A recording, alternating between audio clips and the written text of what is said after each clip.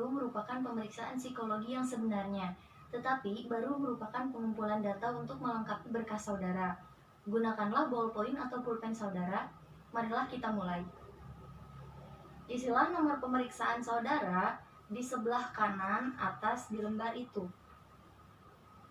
Lanjutkan dengan tanggal pemeriksaan, yaitu tanggal 7 bulan Desember 2020.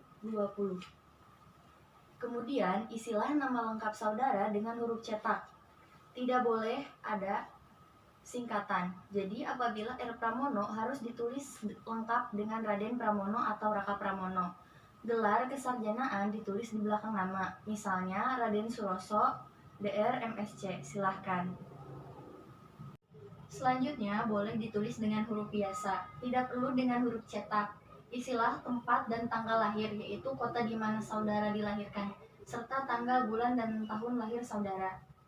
Jenis kelamin, coret yang tidak sesuai dengan keadaan saudara. Agama, isilah dengan agama saudara. Status, coret sesuai dengan keadaan saudara. Alamat, tulislah alamat lengkap saudara beserta nomor telepon rumah atau nomor HP saudara jika ada. Jangan lupa mencantumkan nomor kode pos alamat saudara. Nama ayah, isilah dengan nama lengkap ayah dengan huruf cetak dan gelar kesarjanaan di belakang nama. Jika ayah saudara telah meninggal, tulislah almarhum di antara tanda kurung di belakang nama ayah. Pekerjaan, isilah dengan pekerjaan ayah, misalnya pensiunan PNS, pegawai, Freeport, TNI Angkatan Darat, dan sebagainya. Jika ayah saudara telah meninggal, tulislah pekerjaan terakhir ayah saudara. Alamat ayah, jika sama dengan saudara, cukup ditulis dengan idem saya. Jika beda, tulislah alamat ayah saudara dengan lengkap, termasuk kode pos dan nomor teleponnya, jika ada. Jika ayah saudara telah meninggal dunia, alamatnya dicoret saja. Nama ibu, isilah dengan nama kecil ibu, bukan nyonya, mengikuti nama ayah. Jika telah meninggal, tulislah almarhumah di antara tanda kurung di belakang, tulislah pekerjaan ibu.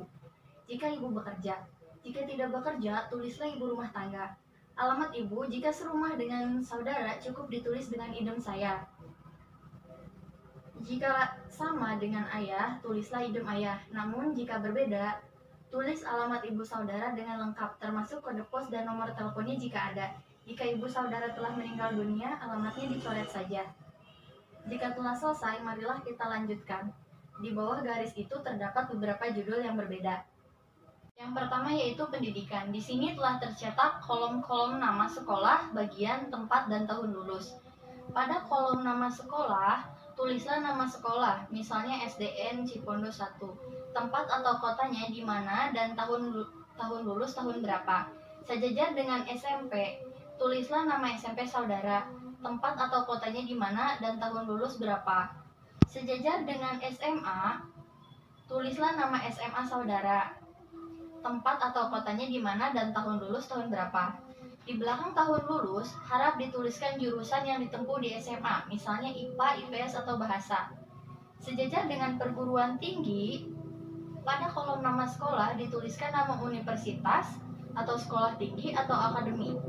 Di kolom bagian, tulislah fakultas jurusan, tempat, dan tahun lulus seperti tadi. Jika belum lulus, di belakang tahun lulus harap dituliskan sampai semester berapa. Yang kedua yaitu ada kursus atau upgrading. Apabila saudara pernah mengikuti beberapa kursus, tulislah 3 kursus paling utama yang pernah saudara ikuti. Macam kursus apa? Misalnya komputer programming, tata buku, internet, bahasa Inggris, dan lain-lain. Tempat kursus, yaitu kota di mana kursus itu diselenggarakan, lamanya kursus, berapa bulan, pada tahun berapa, atau dari tahun berapa sampai tahun berapa, dan instansi penyelenggaraan apa, misalnya triad, les, privat, dan lain-lain. Jika tidak pernah mengikuti kursus, harap dicoret seluruhnya. Yang ketiga yaitu ada pengalaman bekerja. Bagi saudara yang pernah bekerja pada sebuah instansi tertentu, tulislah pengalaman kerja yang penting saja. Tulislah macam pekerjaan atau nama instansi tempat saudara bekerja, tempat atau kotanya di mana, pangkat atau jabatan saudara apa, dan lamanya kerja berapa bulan atau tahun, atau dari tahun berapa sampai tahun berapa. Kalau belum pernah bekerja, harap saudara mencoretnya. Yang keempat yaitu ada kehidupan berorganisasi. Bagian ini hanya diisi kalau saudara pernah ikut aktif dalam suatu organisasi, baik di dalam maupun di luar sekolah atau kampus. Misalnya pramuka, karang taruna, organisasi pecinta alam, dan sebagainya. Untuk organisasi di lingkungan sekolah atau kampus yang keanggotaannya otomatis hanya diisi apabila saudara menjabat sebagai pengurus, seperti pengurus OSIS atau senat mahasiswa dan sebagainya. Tulislah 3 organisasi yang saudara anggap penting dan yang pernah saudara ikuti. Isilah nama organisasi saudara, jabatan saudara sebagai apa, lamanya berapa, bulan atau tahun, dari tahun berapa sampai tahun berapa, dan tempat atau kota di mana organisasi itu berada. Sekarang, balikan lembar riwayat hidup itu, marilah kita lanjutkan. Kelima di sini yaitu olahraga. Di bagian ini ada pengertian aktif dan pasif. Yang dimaksud dengan aktif adalah bahwa olahraga itu sampai dengan saat ini masih tetap saudara lakukan. Sedangkan pasif adalah bahwa dahulu olahraga itu pernah saudara lakukan, tetapi sekarang tidak dilakukan lagi. Tuliskan macam olahraga yang saudara lakukan dan di belakangnya tulislah aktif atau pasif di antara tanda kurung. Yang keenam yaitu ada kesenian.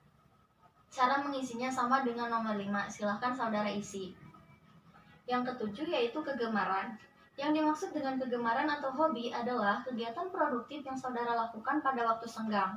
Misalnya memasak, berkebun, mengumpulkan perangko, membuat alat elektronik, dan sebagainya. Yang kedelapan yaitu cita-cita. Harap saudara isi dengan cita-cita yang konkret atau real, misalnya ingin menjadi insinyur, dokter, tentara, dan sebagainya. Jangan menuliskan ingin menjadi warga negara yang berguna bagi bangsa dan negara, ingin menjadi ayah atau ibu yang bijaksana, dan sebagainya, karena cita-cita semacam itu terlalu umum dan kabur. Saya anak ke. Isilah dengan urutan atau kedudukan saudara dalam keluarga, apakah anak ke-1, 2, atau keberapa, terutama saudara sekandung. Kalau saudara anak ke-1, maka kolom kakak dicoret semua. Saudara hanya mengisi kolom adik jika saudara mempunyai adik. Mulailah dengan mengisi jenis kelamin adik yang pertama dengan melingkari huruf L untuk laki-laki atau huruf P untuk perempuan. Kemudian tulislah di kolom pekerjaan, sekolah, instansi, dan jabatannya kalau sudah bekerja atau sekolahnya dan kelas atau semester berapa jika masih sekolah. Lanjutkan sampai dengan adik saudara yang paling kecil.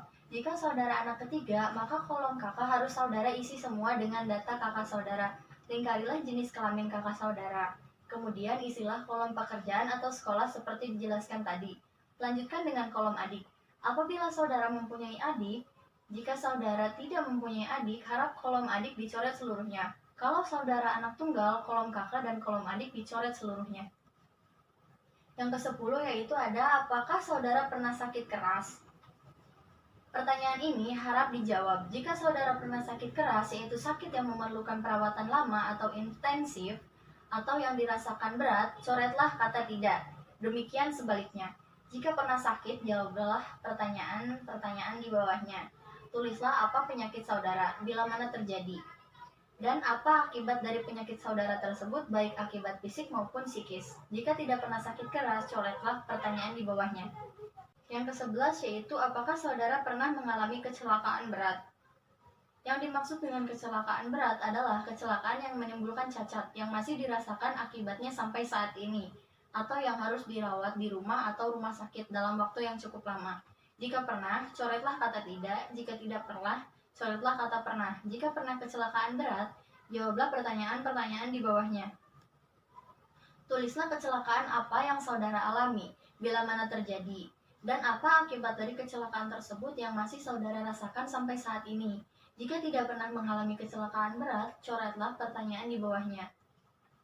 Yang ke-12 yaitu, pernahkah saudara mengikuti psikotes? Maksudnya adalah pemeriksaan psikologi sebelum hari ini. Jika pernah, coretlah tidak, dan sebaliknya, kalau pernah, jawablah pertanyaan di bawahnya. Bila mana, cukup diisi dengan tahun saja.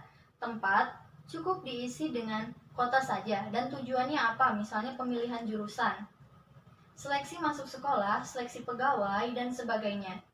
Jika lebih dari sekali, harus dituliskan semua. Kalau tidak pernah, harap pertanyaan di bawahnya dicoret saja.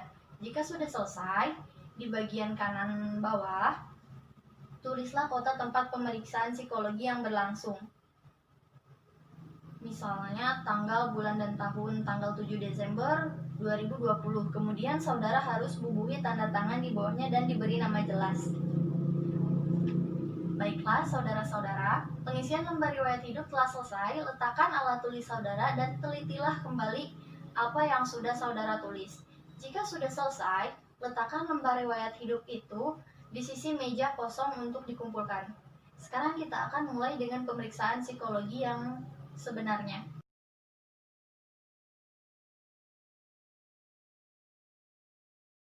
Sekian pemeriksaan psikologi pada hari ini. Terima kasih atas kerjasama yang telah kita lakukan. Semoga apa yang saudara jalani pada hari ini dapat bermanfaat bagi kehidupan saudara di masa yang akan datang.